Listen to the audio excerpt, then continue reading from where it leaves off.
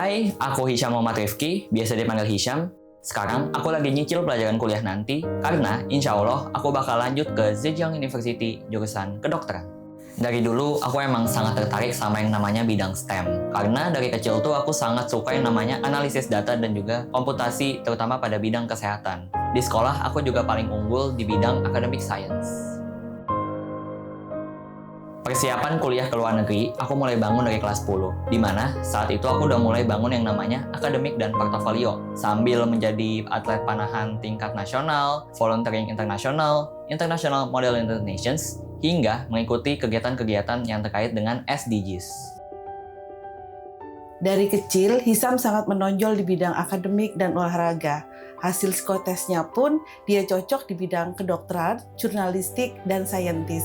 Karena itu, kami sebagai orang tua sangat mendukung kegiatan Hisham untuk di bidang-bidang tersebut. Mulai dengan latihan panahan, ikut MUN, ikut OSIS di sekolah bagian Kominfo, dan kegiatan yang lainnya. Setelah itu, aku mulai serius riset kampus luar negeri, di mana aku berhasil daftar lebih dari 34 kampus dan beasiswa, di mana sebelumnya aku udah research tuition-nya, terus juga peluang beasiswanya satu persatu. Yang paling berat menurutku ada di persiapan esai dan interviewnya. Di mana untuk esai, aku sempat bingung gimana cara menyusun esai dari ceritaku, dan juga nyambungin ke beasiswa yang aku daftar. Dan juga untuk interview, aku sempat struggle di awal sih untuk persiapannya segala macam kayak gitu. Tantangan terbesar Hisham adalah manage waktu, di mana dia tetap harus sekolah, namun dia harus ikut kegiatan yang padat seperti OSIS di sekolah, lalu latihan panahan, lalu juga beberapa kegiatan di luar sekolah lainnya. Di samping itu, dia tetap harus belajar IELTS, belajar SAT, persiapan untuk CSCA. Itu merupakan suatu proses yang panjang dan perlu konsisten. Aku juga sempat ditolak oleh CHK Shenzhen, di mana semenjak itu, aku belajar untuk evaluasi diri dan membedah portofolio-portofolio mana yang masih kurang, dan aku perbaiki agar menjadi lebih baik lagi. Begitu Hisham bertekad untuk kuliah di luar negeri, maka kami sebagai orang tua melakukan riset melalui internet. Apa aja yang membuat orang gagal dan orang berhasil untuk kuliah di luar negeri. Kami menarik kesimpulan bahwa untuk kuliah di luar negeri itu adalah yang pertama adalah perlu persiapan yang matang, dan yang kedua adalah perlu informasi yang up to date. Dari situ kami mulai mencari bimbingan belajar yang tepat buat Hisham.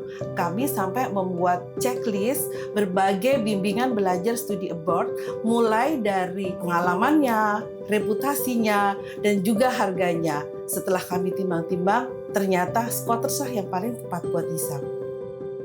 Yang bikin aku merasa terbantu dari Scholars itu gimana mereka ngebantu aku buat menyusun benang merah dari cerita yang aku dapat, hingga aku bisa mendaftar ke beasiswa tersebut menjadi sebuah cerita yang bagus dan akhirnya bisa diterima. Mulai dari titik itu, Scholars ngebantu aku banget. Mulai dari persiapan IELTS, tryout, course intensif, hingga review CV, essay, personal statement, hingga letter of recommendation.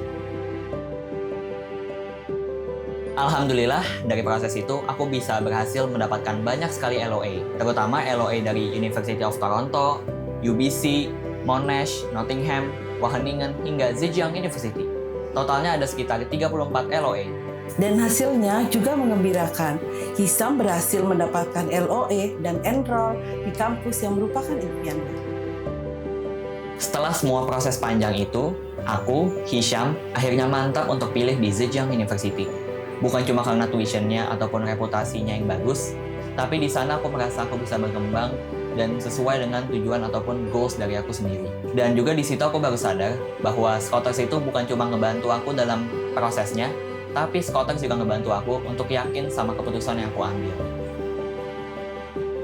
Buat kalian yang mau ikutin jejak aku, bisa banget kalian mulai riset jurusan dan minat kalian dari sekarang, dan juga membangun portofolio akademik dan non-akademik kalian. Tapi buat kalian nih yang masih bingung mau mulai dari mana, bisa banget guys, kalian ikut bimbingan dari Scholars.